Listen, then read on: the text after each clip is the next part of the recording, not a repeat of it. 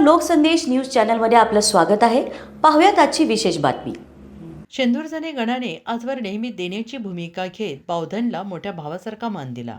यंदा मात्र बावधनकरांनी मोठेपणा दाखवत शेंदुरजणे गणाला जिल्हा परिषद उमेदवारी दिली आहे।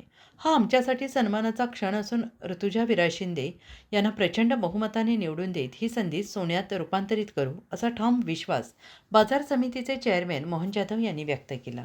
बावधन जिल्हा परिषद गटातील राष्ट्रवादी काँग्रेसचे अधिकृत उमेदवार ऋतुजा शिंदे यांच्या प्रचारार्थ आयोजित सभेत ते बोलत होते। यावेळी त्यांनी मतदारांना भावनिक साथ घालत एकजुटीचे महत्त्व अधोरेखित केले।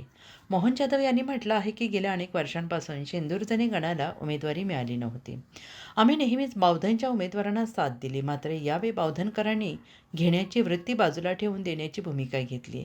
त्यामुळे संपूर्ण शेंदुरजणे गटतट विसरून एकवटला आहे। विराज शिंदे यांचा दांडगा जनसंपर्क, आमदार मकरंद आबांच्या माध्यमातून झालेली विकास कामे आणि राष्ट्रवादी काँग्रेसला दिलेले मत हे उपमुख्यमंत्री अजितदादांवरील विश्वासाची पावती ठरेल, असंही त्यांनी नमूद केलंय। यावेळी जिल्हा परिषद उमेदवार ऋतुजा शिंदे यांच्यासह वर्षा जगताप, शेंदुरजणे गण आणि विक्रम पिसाळ बावधन गण या तीनही उमेदवारांना विजयी करण्याचे एकमुखी आवाहन करण्यात आले।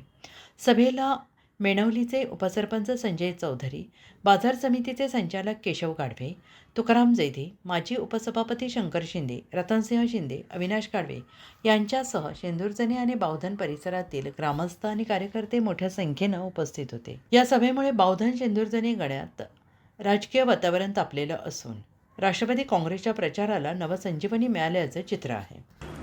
अशाच विशेष घडामोडींसाठी आमच्या YouTube चॅनलला सबस्क्राईब करा, फेसबुक पेजला लाईक करा आणि इन्स्टाला फॉलो करा।